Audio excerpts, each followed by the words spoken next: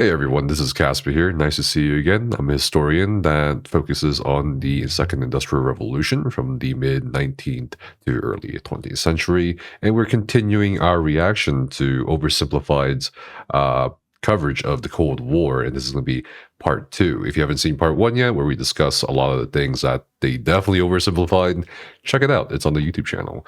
All right, so let's go ahead and start.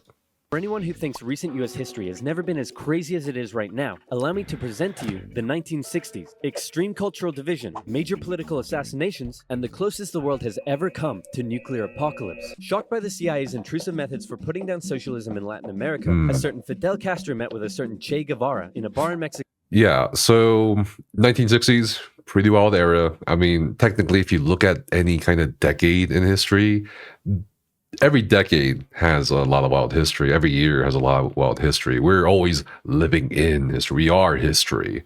So we kind of touched very briefly on the Eisenhower administration in the last video, and Oversimplified is kind of presenting, okay, the 1960s was wild. Let's look back at the 1950s.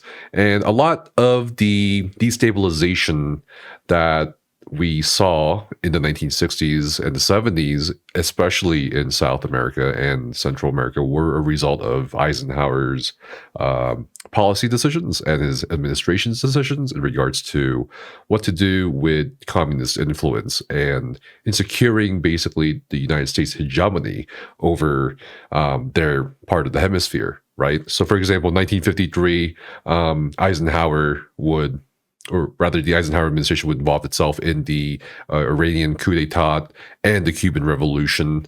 To an extent, 1954, they would also involve themselves in the Guatemalan coup d'etat. 1956, at this time, Egypt's president Nasser would nationalize the Suez Canal, basically take it back from the European colonial powers, which would provoke an Israeli, French, and British coalition to try to invade Egypt to take back the Suez Canal, because the Suez Canal, even today, is incredibly vital and important to world trade. But in a kind of sort of good guy move, the United States steps in and says, that's not cool, you got to back off. And Eisenhower would declare his doctrine where any Middle Eastern country could request American economic or military assistance. And of course, during the 1960 to about the early 1960s, the United States would keep involving themselves further in the affairs of Latin America. For example, the Dominican Republic, the assassination of Rafael Trujillo would be a CIA-backed plot, of course, opposed to, in contrast to Fidel Castro, the CIA actually did get Trujillo along with the compatriots in the Dominican Republic. So yeah, a lot of things happened as a result of Eisenhower's policies, and we are actually still dealing with the consequences of that even today. So the geopolitical consequences from United States meddling in many other countries' affairs, along with the kind of human migration, the natural human migration fueled by climate change, is what a lot of Americans are kind of seeing today as a sort of consequence of what was happening back then. So it's pretty interesting history. So we're going to, I guess, go into Che here. City, and the two of them decided they should grow some awesome beards and overthrow the Cuban government, which is exactly what they did. Cuba had been America's summer playground, and America didn't like seeing a communist regime being set up in its own backyard. So the US immediately began training up Cuban exiles to invade Cuba and overthrow Castro. However, as the day of the operation came closer, Kennedy wanted to conceal any US involvement in the plan, so he massively scaled back American air support, and as a result, the Bay of Pigs was a humiliating defeat for America. The Bay of Pigs was a very huge event, not often really talked about, again, in a lot of classrooms, but it was just one of many Looney Tunes-esque plots by both the CIA and the U.S. government to either overthrow or assassinate Fidel Castro. There's things about exploding cigars to kill him. And even during this time, especially during one of the high points of the American mafia, right? The mafia was involved, basically kind of nudged, just like during World War II by the United States government to kind of try to handle Cuba. But of course, that also didn't pan out.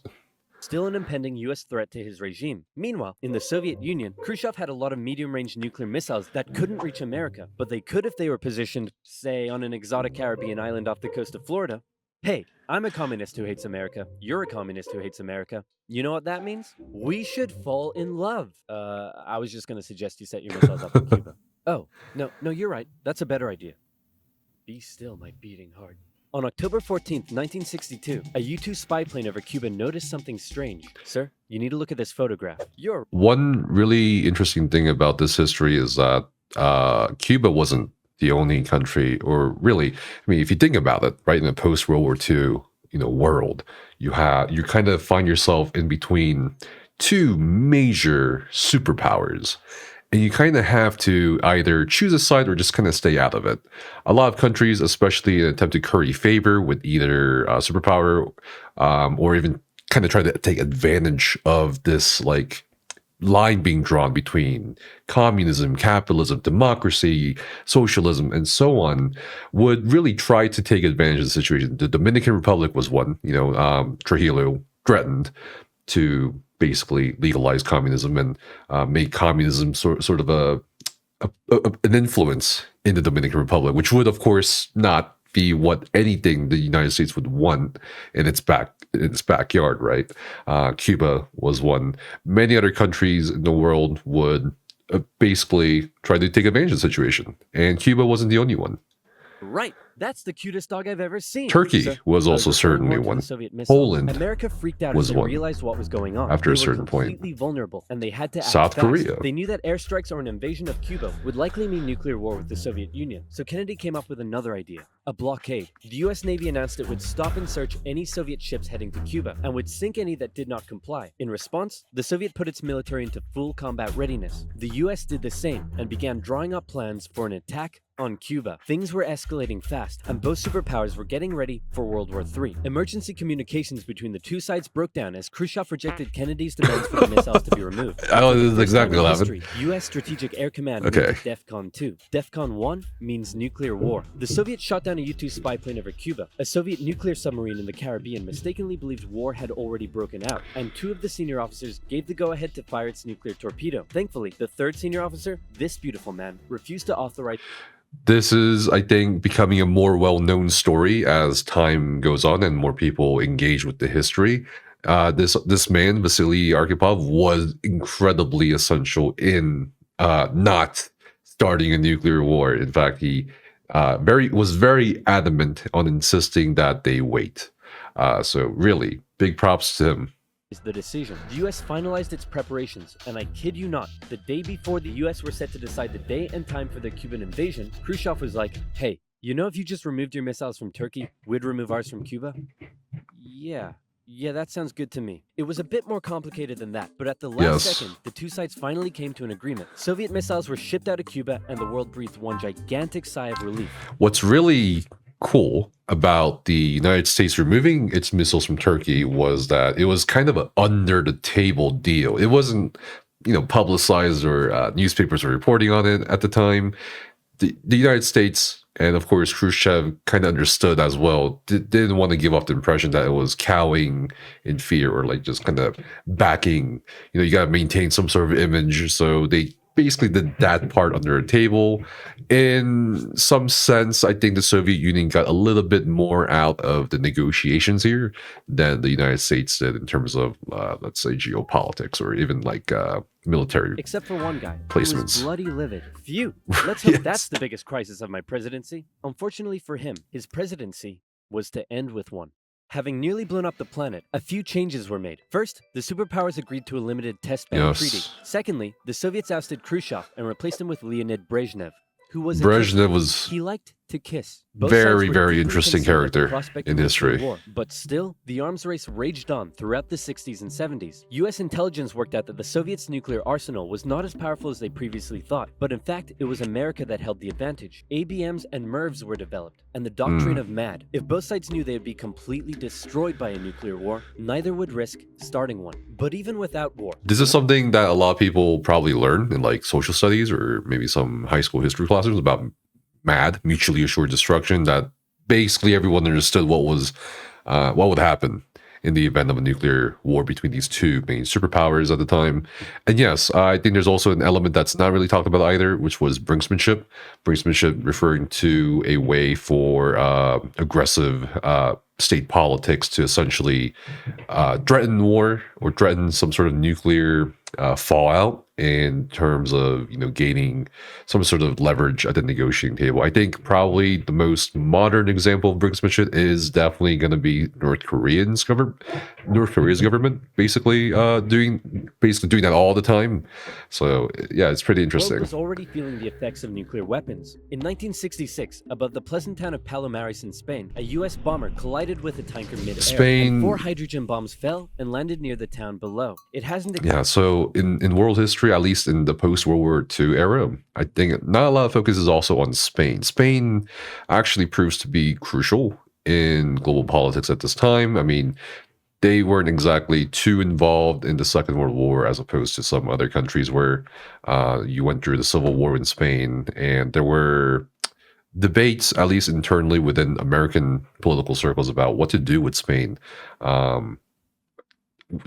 But ultimately, just again, like a lot of policy decisions, it seems throughout the 60s and 70s, it just came down to, will Spain be communist? And, well, the rest is history. Exploded, so I'm sure everything's fine. Whoa, boy. Hey, I wouldn't eat that if I were you. Okay. What were you gonna do today? Go for a swim? Yeah, I wouldn't. Are you breathing right now? Yeah? Yeah, I wouldn't. It took the Americans 2.5 months to find one of the bombs, which had gone missing in the ocean. This was the 14th time America had lost a nuclear bomb since 1950. Nobody knows how many bombs the Soviet Union lost. So sleep well tonight. After Kennedy's assassination, Vice President Lyndon We're still B. Johnson- finding mines. We're still finding ordinances in many parts of the world from not just World War II, but also just these various Cold War era conflicts. We're still clearing minefields in a lot of Southeast Asia. We're still clearing a lot of minefields in mainland Europe. So it's really interesting to see the effects of a war that most people probably don't think about every day, still affecting us to such a important degree. took over, and he inherited a developing Lyndon crisis B. in the Johnson. East, Vietnam. Back in the 50s, the Vietnamese Right. had kicked their French colonizers out once and for all, and the country was divided into two. And the In United north, States a communist did not regime, and in the south, an really sit down for the anti-communist partition regime. Both were of led by Vietnam. very sweet-looking old men, but don't let that deceive you. They were both ruthless dictators, and both dreamed of reuniting Vietnam. Oh, this under looks their own familiar. regime. So the North established the National Liberation Front, also known as the Viet Cong, to carry out a campaign of guerrilla warfare in the south with Soviet support. The U.S. sent advisors to help train the South Vietnamese to deal with the threat, but President Diem's brutal policies pushed more and more South Vietnamese to support the Viet Cong. I don't know if you guys noticed by now, but it's a very common theme now at this point where the United States was very willing to prop up dictatorships or very unsavory characters to essentially stem the perceived tide of communism, to make sure that, in some sense, they don't, even if they're not really democratic in the definition of the word, that they at least contain communism, that they at least make sure that communist elements or communist dissidents don't get power. And that led to a lot of questionable foreign policy decisions that we are still feeling the ramifications of today. For the next decade, the situation I'm curious escalated if to a breaking this video will point. America mention feared the domino effect. That is, if South Vietnam fell to communism, would Cambodia Right. be next? Then Laos? Thailand? Burma? India? LBJ had to make a choice between losing South Vietnam I'm or curious if sending this in the video will troops. mention And so in they went. how From 1965, deeply America found unpopular the itself in a Vietnam War war was, unlike even anything it amongst had ever fought American before. allies, Let's play. to the Spot point that South Korea, which was also under military dictatorship at the time, offered basically mercenary kind of like assistance to the United States government, which Lyndon B. Johnson would Kong soldier. take. Did you see him? Of course not. That's because millions of young American men were drafted and sent to fight a ruthless enemy who used the thick jungle as its shield. It was nearly impossible to tell where the enemy The was. details of the or worse, Vietnamese who it war was. And as a is result, The They civilian are population very got gruesome. caught up in the brutal crossfire. It's The a city of it's a Saigon big shame found that itself not a under lot regular of classes attack, and cover America it launched a as bombing much campaign as in they the north do, during Operation you know, Rolling with Thunder. other The Viet wars Cong used the Ho Chi Minh or Trail other running through Laos conflicts. and Cambodia to supply the campaign. It was a long and brutal war, and I could never do it justice in this video. But in Yep. terms of the Cold War, Vietnam was probably the biggest of many, many global conflicts that signaled a turning point. Under the threat of nuclear war, the two superpowers began working to make their relationship more constructive, and as a result, their ideological battle shifted away from the potential of direct conflict and more towards attempting to influence smaller proxy wars around the world. In the Middle East, the Soviet Union provided aid against Israel during the Six-Day War, and then again when the US backed Israel during the Yom Kippur War. In Africa, the Angolan Which Civil we're War still saw feeling the effects of US-supported South from Africans today. fighting Soviet-supported Cubans. In the conflict between Somalia and Ethiopia, the superpowers interestingly switched sides as regimes changed, and the US continued fighting the spread of communism in its own backyard, funding the famous Contra groups to fight the socialist Yep. junta in Nicaragua. These proxy wars were fierce enough to begin with, but superpower intervention amplified the destruction and created alarming levels of human suffering. This is all very accurate. I was talking about, and more, right? It's and more. Like this is just the tip of the iceberg here. And that's the really unfortunate part about this, right? I even mentioned earlier at in the beginning of the Guatemalan coup d'etat, and that's not on this list. Throughout the Third World, and in Vietnam, that human suffering was all being broadcast back home via good old television. Going into the late 60s, America was a changing nation. That was This certainly became this. a big part This of became why it this, was and this unpopular. became this. The new Um, slogan that was taking root: make love, not war. The majority of Americans did not You know, approve of on top of Johnson's the handling of the usual Vietnam factors, War. And you know, in exhaustion with 1968, war, a silent majority elected law and draft. order candidate Richard Nixon. As the Vietnam War appeared to be increasingly unwinnable and public opinion turning increasingly sour, Nixon made the decision to begin bringing the troops home and ended U.S. involvement in Vietnam by 1973. 2 years later, the South fell.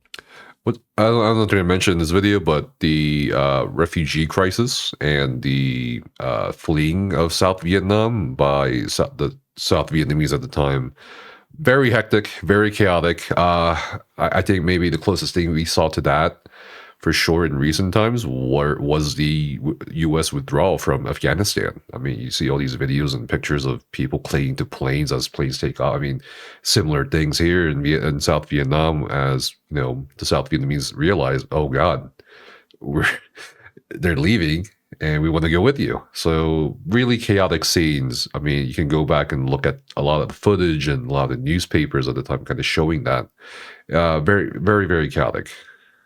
The Cold War was now taking its toll on both superpowers. In Russia, a huge percentage of the budget was still going to the military. People were still hungry, and they just didn't have access to the same lifestyle and goods as the West. And what did they have to show for it? They weren't even winning the space race anymore. Both sides needed to reduce spending in order to rescue their economies, and so both welcomed with open arms an easing of hostilities, otherwise known as détente.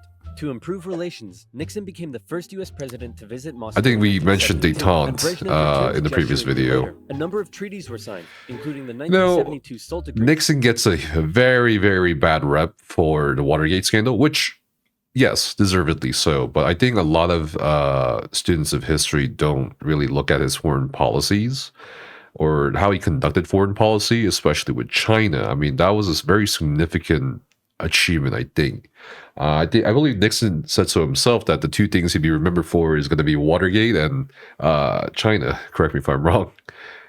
That limited nuclear weapons. Relations with China were even improving via ping-pong diplomacy when the US table tennis team went on a tour of the People's Republic. However, internally, China was still pushing anti-capitalist propaganda, which led to some mixed messages. Nixon even visited China in 1972, and it was a barrel of laughs. Today, the president walks among priceless treasures from China's golden age. Among them, a pair of ear stoppers used by the emperor to keep from hearing criticism. You put the stopper into his ears so that he couldn't hear the criticism. Give me a pair.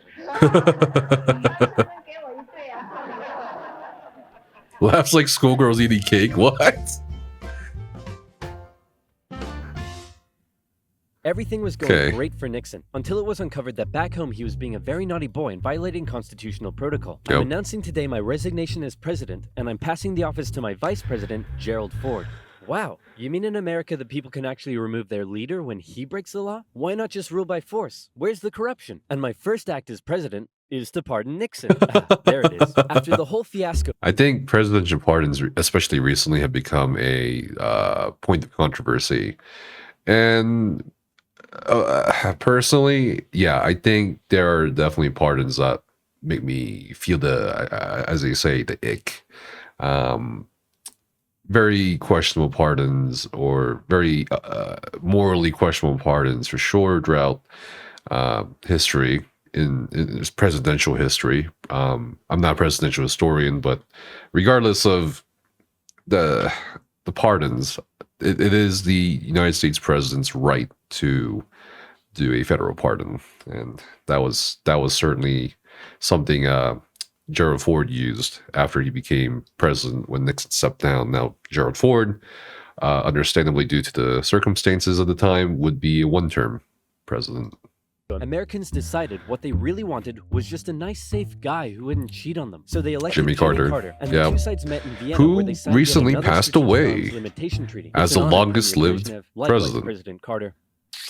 At Please the age of don't. 100. But that's not to say there was no longer any tension Jimmy between the Carter two sides, because there was. had a Heaps lot it. of. Once again, the Soviet It Union was led also a further mixed bag, attempts like at reform like and most rebellion presidents. in the Eastern Bloc. The Euro missile crisis saw new and improved classes of intermediate. I wonder if this video will range missiles being deployed in Europe. mention In the 1979, energy the Soviets crisis thought it would for be the a good United idea if States. they had their own Vietnam and invaded Afghanistan to prevent a U.S.-sponsored Islamic insurgency. And in response to these various crises, Olympic Games were boycotted. Conservatives were concerned that U.S. policy had become too soft, and in 1980, they decided they wanted a president who would be tough on communism, so they elected Ronald Reagan. And Reagan came in guns blazing. Concerned at the Soviet Union's human rights violations, he made a speech calling them an evil empire. And he also Reagan was very, very insistent on that conflict with the Soviet Union was inevitable, and that the foreign policy was essentially to be extremely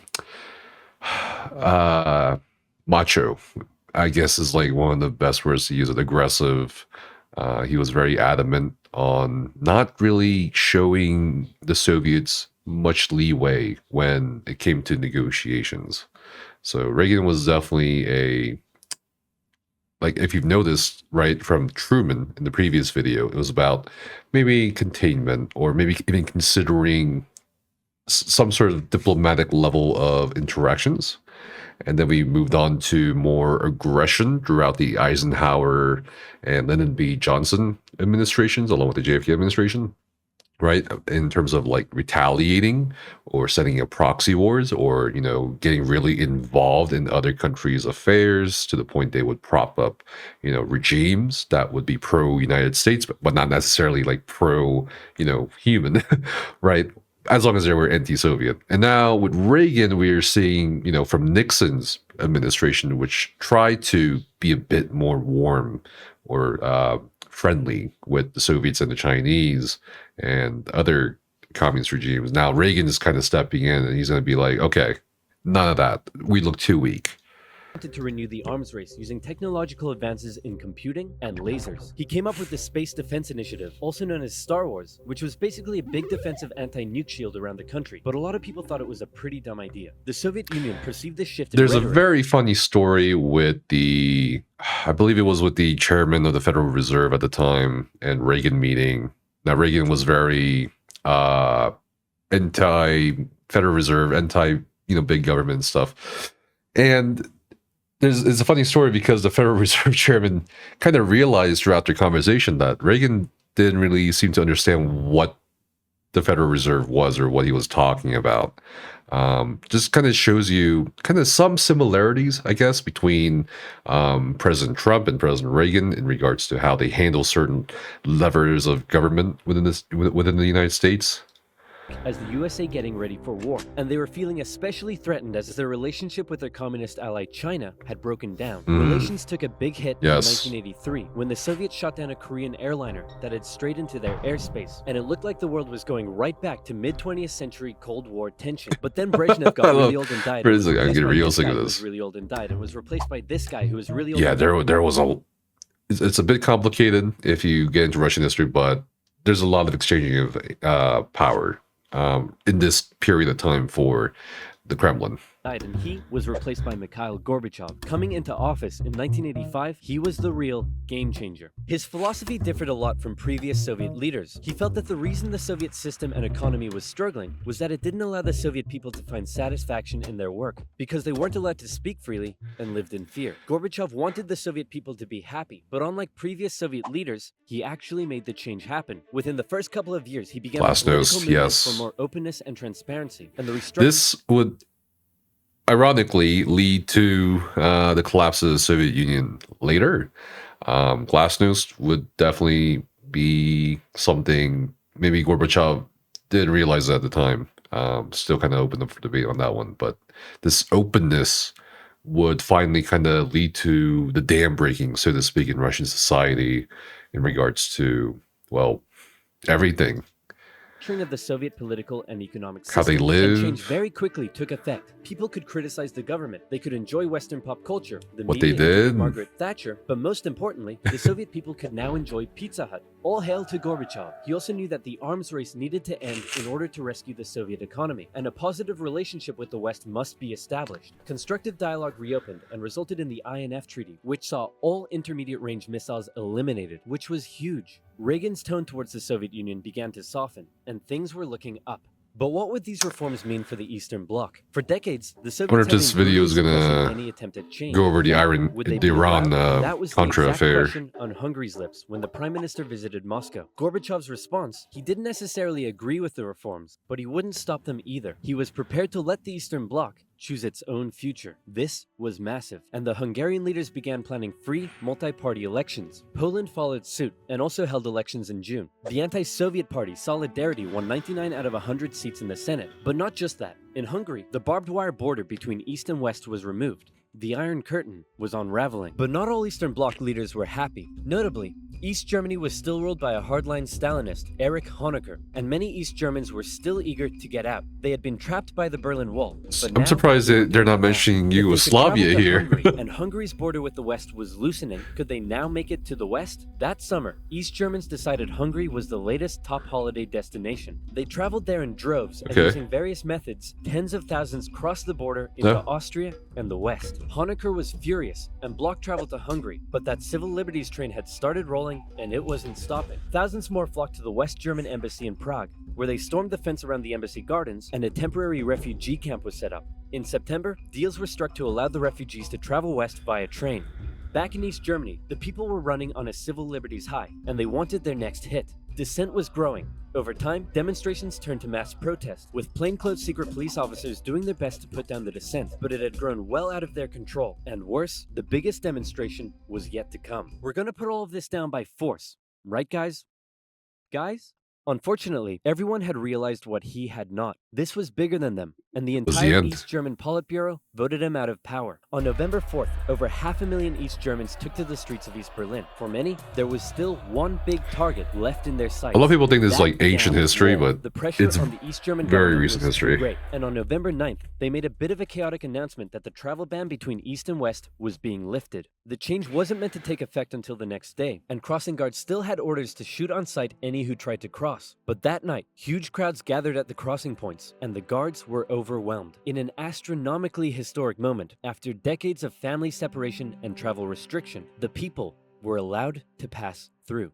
East and West Berliners couldn't believe it, and celebrated together throughout the night. Some even climbed the wall and began to topple it. The Iron Curtain had fallen, and a year later, Germany would be reunited.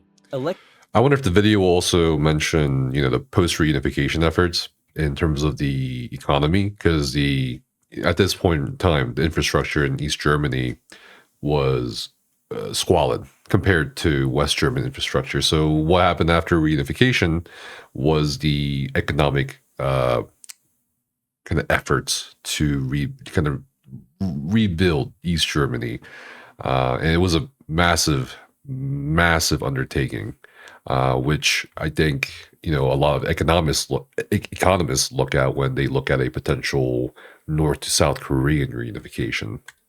Elections in Bulgaria, a peaceful revolution in Czechoslovakia, and a violent one in Romania brought to an end communist authority in the Eastern Bloc. America decided it would be best if it just stayed away and let the change happen, as the anti-communist George movement H.W. continued Bush was all the also way a very back interesting to president. Moscow. Gorbachev had given the people Foreign the freedom to policy-wise, I demonstrate. think Now, they demonstrated for an end to the communist single-party rule. he was and pretty Gorbachev decent. had to give in. For the first time in history, elections were held in which candidates not officially endorsed by the party were allowed to run. Ambitious rival of Gorbachev, Boris Yeltsin led a growing democratic movement. Now things here get quite confusing, and the dissolution of the Soviet Union is a complicated topic. So believe me, this is oversimplified, but it went a little bit like this. Complex. The Soviet Union was made up of a number of smaller Soviet republics, the largest of which was Russia. Yeltsin got himself elected the president of Russia, and began a struggle for sovereignty against Gorbachev and the greater Soviet Union. Communist hardliners were horrified at what Gorbachev was allowing, so they briefly kidnapped him and tried to set up their own emergency government. But Yeltsin and his supporters all gathered around the White House in Moscow and were like, no, we have a tank. So the hardliners had to concede and released Gorbachev. Wow, thanks Boris. That was a close one. No problem. And thanks to you for all the great freedom you've given us. Anytime, pal. And just to inform you, I've used that freedom you've given us to go behind your back and make a deal with Ukraine and Belarus to dissolve the Soviet Union and set up the Russian Federation. In other words, you're no longer in charge.